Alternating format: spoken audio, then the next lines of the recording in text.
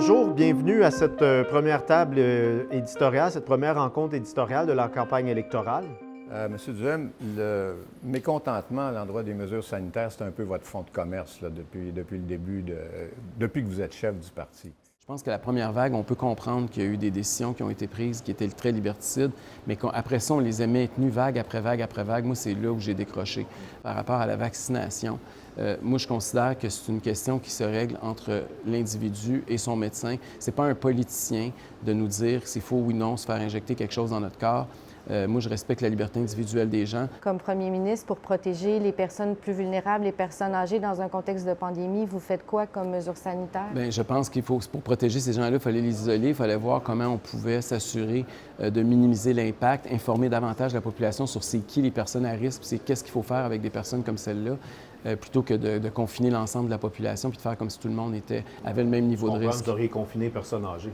Bien, on ne les aurait pas nécessairement confinés, mais on les aurait mieux informés, puis on aurait informé l'ensemble de la population sur les risques qui sont représentés par rapport à cette clientèle-là en particulier.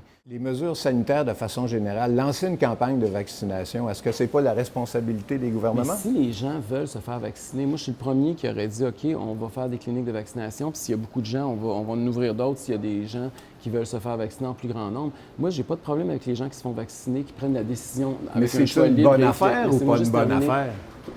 Laissez-moi juste terminer ma réponse. Les gens qui veulent se faire vacciner, qui de leur libre arbitre, parce qu'ils ont il faut que ça soit libre et éclairé. Moi, là où j'ai un problème, c'est pas sur le nombre de gens qui veulent se faire vacciner. J'ai un problème quand on oblige, qu'on met des mesures pour pousser des gens, quand on les pousse au chômage ou quand on les discrimine dans l'espace public.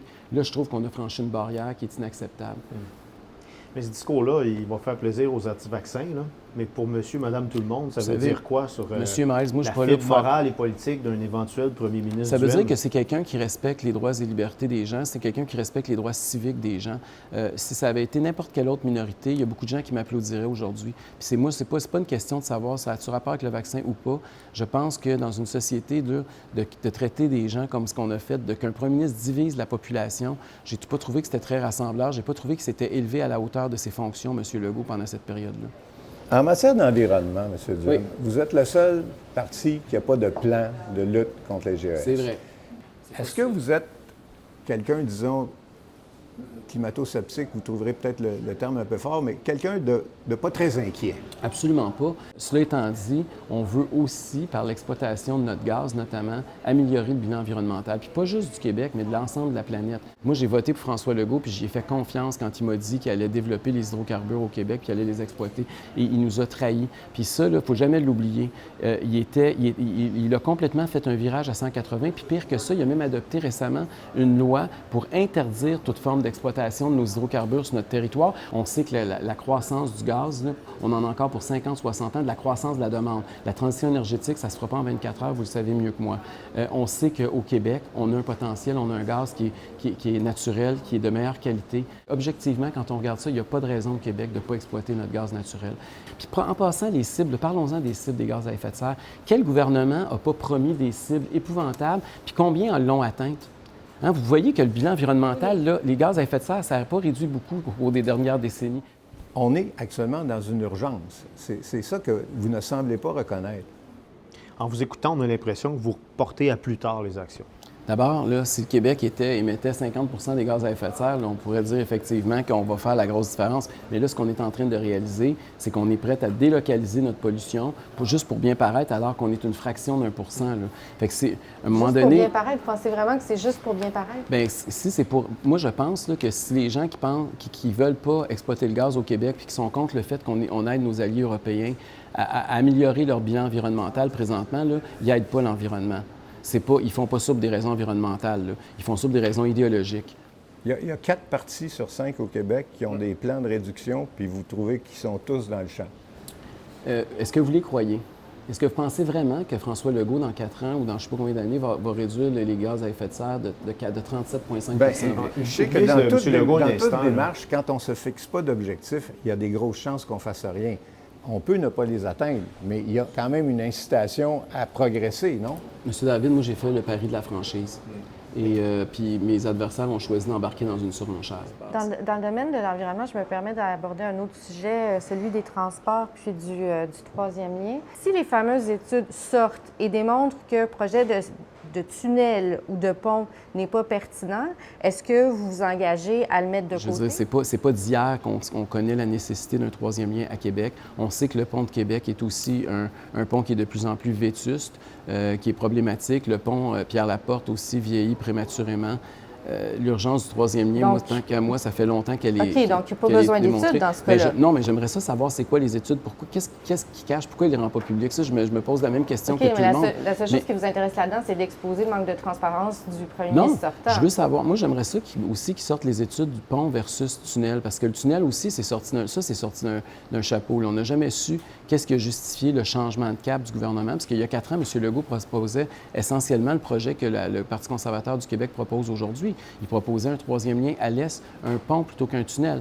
Est-ce que pour vous, ça devrait faire l'objet d'une conversation nationale ou rester à l'état de conversation régionale? Je trouve ça particulier que des projets comme ceux-là devraient être soumis là, au bon vouloir de Montréal. C'est pas un projet qui est montréaliste, c'est un projet... le bon vouloir de Montréal, mais le bon vouloir du Québec, mettons. Bien, je m'excuse, mais le Québec n'a pas eu son mot à dire sur le pont Champlain. Santé maintenant? Allons-y. Bon.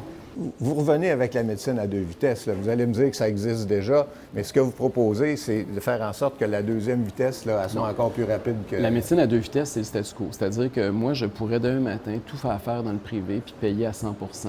Puis les médecins peuvent au Québec pratiquer à 100 % dans le secteur privé puis se faire payer de façon privée par tout le monde. Nous, ce qu'on dit, c'est gardons l'assurance publique universelle. Je pense que ça, de toute façon, on ne pourrait pas y toucher même si on voulait. C'est la loi canadienne sur la santé qui nous y oblige. Cela étant dit, assurons-nous qu'il y a de la concurrence. Un monopole public, c'est par définition inefficace. Là. On peut faire la démonstration, puis on peut regarder, mais les frais d'administration, les frais de gestion, la bureaucratie qui embarque là-dedans, ils n'ont pas d'incitatif à tout faire au moindre coût, ce qui n'est pas le cas du privé. Et nous, ce qu'on dit, c'est si on réussit à avoir un système privé qui est capable de réduire les coûts, on va pouvoir, même si la personne, il n'y a pas des délais raisonnables qui ne sont pas encore atteints, elle va pouvoir passer directement au système privé. Les 3 partis qui se sont succédés au pouvoir depuis 40 ans n'ont pas réussi à régler les problèmes du système de santé. Qu'est-ce qui vous fait croire que vous allez être mieux placé pour réussir? Parce que je crois qu'ils ont peur d'attaquer une vache sacrée, qui est le monopole public. Et je pense que, malheureusement, on est tombé en amour avec le concept, l'idée, mais les résultats sont juste pas au rendez-vous de l'idéal qu'on s'est fixé. Immigration? Oui. Vous demandez des nouveaux pouvoirs à Ottawa en termes d'immigration. Oui. Je pense que c'est à peu près le seul secteur dans lequel vous demandez vraiment... Là, je pense que c'est le plus urgent. C'est le plus urgent. Mais comment on y arrive? Là? Ça fait combien d'années puis combien de gouvernements qui demandent ça? Là? Quel pouvoir de rapport de force vous allez avoir, vous, que les autres n'ont pas? Je pense on peut recréer, on peut changer la dynamique constitutionnelle en n'étant pas une force souverainiste, mais en étant une force autonomiste, en faisant des alliances avec les décentralisateurs du Canada anglais et avec nos alliés conservateurs à Ottawa. Je ne reculerai pas, l'équipe conservatrice ne reculera pas et il faut se donner. Écoutez, on a essayé bien d'autres choses. Là. Cette option-là, on ne l'a pas essayé. Moi, je pense qu'il faut le faire. Il faut faire front commun, puis il faut le faire de façon non partisane. C'est pour ça que j'en parle pas beaucoup dans la campagne électorale, parce que je ne veux pas exacerber les tensions, puis je ne veux pas que ça devienne une source de division en vue de l'élection du 3 octobre. J'espère qu'on va tous, au lendemain, être capable de se parler de cet enjeu-là, puis faire alliance, les 5 partis ensemble. Il faut augmenter le pourcentage de nouveaux arrivants qui parlent et qui pratiquent le français, puis qui adoptent notre langue commune. Et pour ça, on ne peut pas le faire quand on a juste la moitié des leviers. Il faut se donner les pouvoirs en matière d'immigration. Il en va de la survie. Mais on a la moitié des leviers, mais on a quand même un certain nombre de pouvoirs, par exemple, que le gouvernement voulait utiliser a utilisé dans le projet de loi 96, que vous rejetez en bloc. Oui. Il n'y a rien de bon dans ce projet-là? Non, il y a des choses qui sont très bonnes, sauf que malheureusement, le projet de loi est empoisonné dans le sens où il est vu comme un objet de division à l'heure actuelle. Le recul du français, ça vous inspire aucune mesure de protection? Que le laisser-faire libertarien, encore une fois? Non, moi, je veux qu'on ait plus d'incitatifs. On n'arrête pas de parler, par exemple, du cégep en français ou en anglais. Est-ce qu'on a interdit aux francophones d'aller au cégep en anglais? pourquoi on ne renverse pas la dynamique? Pourquoi on ne tente pas de convaincre? Puis nous, comme premier ministre, je pense qu'on a un rôle de promouvoir nos institutions francophones. Pourquoi on n'essaie pas de convaincre davantage d'anglophones? Pourquoi on ne met pas des programmes pour accueillir davantage d'étudiants anglophones dans nos cégeps francophones? Pourquoi on ne retourne pas ça de bord?